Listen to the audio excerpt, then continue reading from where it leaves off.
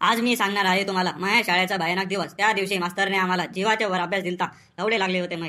पोट्टा हो, आज गांधी जयंती आहे, उद्या सुट्टी आहे आणि परवा तर रविवारच आहे आणि ते तर दिवसभर सुट्टी आहे, म्हणजे तुम्हाला लगातार 3 दिवस सुट्ट्या आहे। वाहो गाईज, एन्जॉय।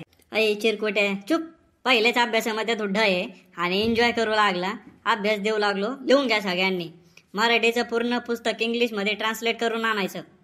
अरे आज ते स्कूल मस्त सगळ्यांचा जीव घेऊनच राहील वाटतं पुऱ्या पोरायचा। आणि 1 ते 200 पर्यंत पाढे तोंडी पाठ करून यायचे। सर 200 लोक पाढे लगे? काऊन कमी आहे का? मग ये 400 पर्यंत पाढे पाठ करून। नाही सर, 400 लोक भक्कम आहे। 400 लोक पाढे पाठ करता करता नळ्यातला घाम गाळायला वाटतं आता। आणि एवढा जो अभ्यास दिला मी तुम्हाला, सोमवारी मला पूर्ण करून पाहिजे। एखाद्याने जर अभ्यास नाही केला तर लटकून लटकून मारेल तुम्हाला। हो सर, एवढा पण नका जीव घ्या जाऊ आमचा। हो सर, एवढा पण नका जीव घ्या जाऊ आमचा। मस्त फिरायला गेलो, झोप घेतली, टीव्ही बघितली, खाल्लो पिल्लं आणि सोमवारी शाळेत गेलो। त्यानंतर पुरं केलं भाऊ अभ्यास, पाढे बी पाठ केले 200 पर्यंत। मावा 200चा पाढा घे बर का।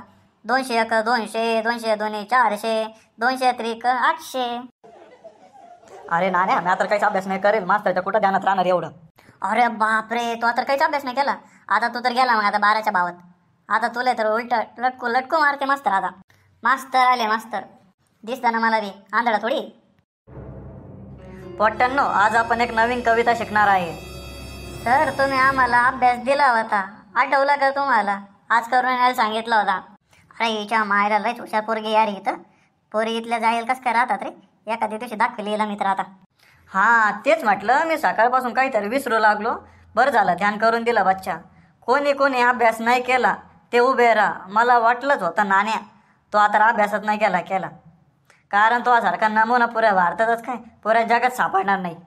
मास्तर अभ्यास करायचं ध्यानच नाही राहिलं मला तर।